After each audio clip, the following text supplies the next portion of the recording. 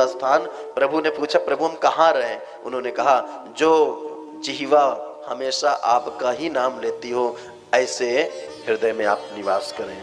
जिन जीव की कान हमेशा भगवान की कथा ही श्रवण करते हो, उनके हृदय में आप रहें।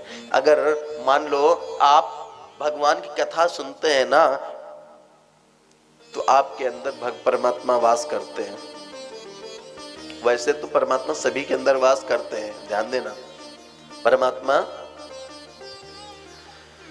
एक यहाँ पे प्रश्न आ रहा है मेरे मन में, वैसे आप लोगों को पूछना चाहिए। एक प्रश्न आ रहा है, यदि परमात्मा हमारे अंदर बैठे हैं तो फिर हमसे गलत काम क्यों करवाते हैं? यदि परमात्मा, कहते हैं ना कि परमात्मा सबके अंदर बैठे हैं, यदि परमात्मा सबके अंदर बैठे तो परमात्मा को तो गलत काम नहीं करवाना चाहिए, रोकना चाहिए और हमसे गलत काम ना हो, ऐसा। हाँ, ये बात सच है कि परमात्मा सबके अंदर बैठे हैं, परंतु संसार में अच्छे लोग भी हैं, बुरे लोग में पापी। भगवान ने कहा भी है ना कि जो जैसा भी है, तास ताम भजाम्याम, जो मुझे जैसा भजता है उसको मैं वैसा ही भजता हूं। प्रभु सबके हृदय में है। अब कुछ यहाँ पर ऐसे हैं, अब हम इतने ही लोग हैं यहाँ पे, समझना अच्छे से बात को ना, हम यहाँ पे इतने ही लोग हैं। वस्तुतः देखा जाए तो क्या इतने ही लोग हैं यहाँ पे? नहीं, परंतु हम इतने लोग हैं। अब इतने लोग जो यहाँ पे बैठे हैं, क्या इन्हीं के अंदर भगवान है? क्या इन्हीं के अंदर भगवान है? क्या नहीं, सबके अंदर है। इनके अंदर तो है, बाकी के अंदर भी है। जब सबके अंदर है तो बस इतने ही क्यों? जब सबके अंदर भगवान है तो इतने ही क्यों भाई? सबको आना चाहिए? नहीं, हमारे कर्म, हमारे संस्कार हमको अच्छाई की ओर ले जाते हैं, और हमारे कर्म, हमारे जैसे हमारे कर्म होंगे वैसे हमारी बुद्धि होगी। ध्यान देना, जैसे हमारे कर्म होंगे वैसे हमारी बुद्धि होगी, और हमारे अंदर बुद्धि और आत्मा यही तो है। शिव रूप में मान लो आत्मा है, तो पार्वती रूप में बुद्धि है। समझ में आ रहा है? यदि मान लो हम सत्कर्म का रास्ता पकड़ते हैं, जो हो सकता है कि स्टार्टिंग में कठिनाई हो महाराज। जब धर्म पथ पे चलते हैं तो शुरुआत में टेढ़ा मेढ़ा, जंगली और खतरनाक रास्ता होता है, जिस पे चलना बहुत ही कठिन होता है। हमें पता है कि ये रास्ता खराब है, लेकिन यही रास्ता जो है आगे भगवान के मंदिर तक जाता है। हम इतने लोग जो बैठे हैं, हम उस रास्ते पे चल रहे हैं। बाकी लोग भी हैं, वो भी आए, बोले नहीं ये रास्ता खराब है, ये रास्ता नहीं, ये रास्ता सही है, इस रास्ते से चलो। जो सही रास्ता है, हो सकता है जो पहले आपको सुख दे, उससे फिर आपको बाद में दुख भी प्राप्त हो। चौराहा पे हम लोग चौराहे पे पहुंचे। चौराहे में 4 रास्ते हैं। एक रास्ते से हम जा रहे हैं, आगे देखा तो हमें सामने भी रास्ता जा रहा है, इधर भी जा रहा है, इधर भी जा रहा है, परंतु हमें सामने ही सीधा जाना है, हमें सीधा ही जाना है। अब हम ये सोचे कि नहीं आगे तो जाम लगा हुआ है, हम इधर से हो ले, नहीं, ध्यान हमारा एक ही तरफ रहे। आगे गए तो आगे सत्संग हो रहा था, हमने सत्संग सुना। सत्संग सुनते रहेंगे, सुनते रहेंगे, सुनते रहेंगे, तो हमारा जो भाव है, जो बुद्धि है, ये निर्मल होती रहेगी महाराज।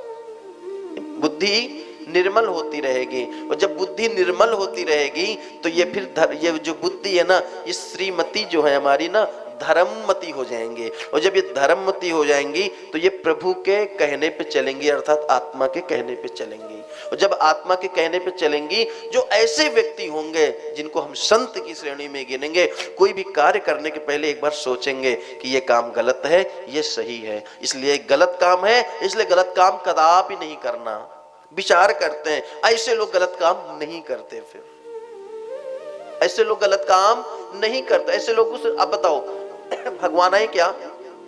भगवान आए क्या हाथ पकड़ के कि भाई ये अगर गलत है? नहीं, हमने खुद विचार किया ना। कब विचार किया? जब हमारा मन सत्संग में था, जब हमारा मन कीर्तन में था, जब हमारे मन में प्रभु का वास था, हमने भजन कर करके इस बुद्धि को निर्मल किया है। जब दर्पण को आपने साफ कर लिया है, तब प्रत्यक्ष आपको दर्पण में अपना निज स्वरूप दिखने लगा, अर्थात इस आत्मा को परमात्मा साक्षात दिखने लगे। यदि आपने अपनी बुद्धि को निर्मल नहीं किया, बाकी के संसारिक चीजों में मैंने सिर्फ मन को लगाए रखा, मैं ये नहीं कहता हूं कि संसार की चीज में मत लगाइए, लगाइए, हम भी ग्रस्त हैं, हम भी करते हैं महाराज, लेकिन उसी में संलिप्त रहना, उसी को देखना, ये तो अच्छी बात नहीं है ना। हम संसार में ही लगे रहें और उसके अलावा सब कुछ भूल जाएं, तो इससे क्या होगा? इससे हमारी बुद्धि महाराज कुंठित होगी और जो आत्मा है ना वो छिप जाएगा, अर्थात धूल जम जाएगी, मन निर्मल नहीं हो पाएगा, धूल जम जाएगी। अब धूल जम गया, कोई कमजोर हो गया, और कमजोर व्यक्ति आपको क्या ही रोकेगा? आपने बुद्धि को सिर्फ बलवान किया है, आपने आत्मा को बलवान नहीं किया। अब बुद्धि कहेगी, आत्मा कहेगी भाई सुबह 4 बजे उठना है, बुद्धि कहेगी नहीं, आराम से सोना, आराम से 7 बजे उठेंगे। आत्मा कहेगी भाई 9 दिन की कथा हो रही, कथा में चलना है, बुद्धि कहेगी अरे नहीं 9 दिन का है, अंत भला तो सब भला, 9वें दिन चलेंगे ना पूरा पुण्य मिल जाएगा।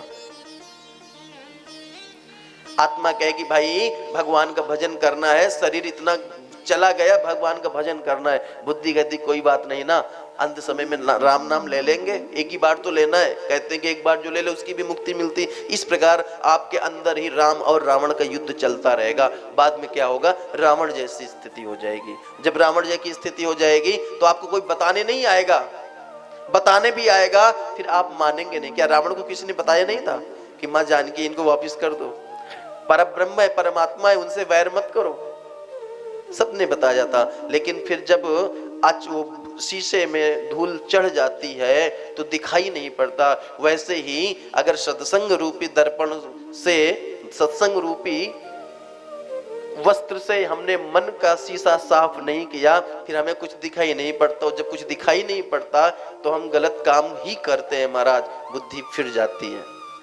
इसलिए हमारे ही हाथ में है कि हमें क्या सही करना है, क्या गलत करना है। भगवान हाथ पकड़ने नहीं आते हैं, भगवान ने तो हमारे अंदर ज्ञान दे दिया है, उस ज्ञान से सोच के हम सही करें कि क्या सही है क्या गलत है। धर्म के पथ पे चला जाए। धर्म क्या है? शास्त्र, शास्त्र की नीति पे चला जाए महाराज। अब विचार करने की बात है, शास्त्र में क्या लिखा। ये कथा मैं क्यों बता रहा हूं आपको? क्योंकि कल से जो कथा चल रही कुछ ऐसी ही चल रही महाराज। शास्त्र क्या कहता है? आचार्य देवो भव, पितृदेवो भव, मातृदेवो भव, माता पिता की आज्ञा माने। फिर तो हमने एक बार गुरुदेव से बात, इस विषय में काफी चर्चा चली हमारी। हमने कहा गुरुदेव अगर माता पिता की आज्ञा मानी थी, मर्यादा पुरुषोत्तम प्रभु राम थे, तो दशरथ जी ने कहा था राम वन मत जाओ, तो राम को मान जाना चाहिए फिर पिता की आज्ञा। पिता ने भी तो कहा था भाई राम वन मत जाओ, तो राम को मान जाना चाहिए ना। शास्त्रों में भी लिखा है आचार्य देवो भव, पितृदेवो भव, मातृदेवो भव, माता पिता की आचार की बात माने हम, शास्त्रों में भी लिखा है। तो गुरुदेव ने बड़ी अच्छी बात कही।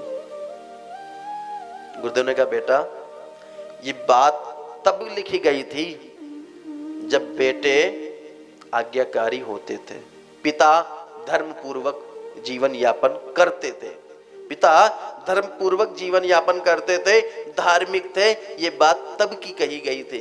आजकल के तो पिता भी रोकते हैं कि कथा में मत जाओ, आजकल के पिता भी तो बहुत है, रोकते हैं कि मंदिर मत जाओ,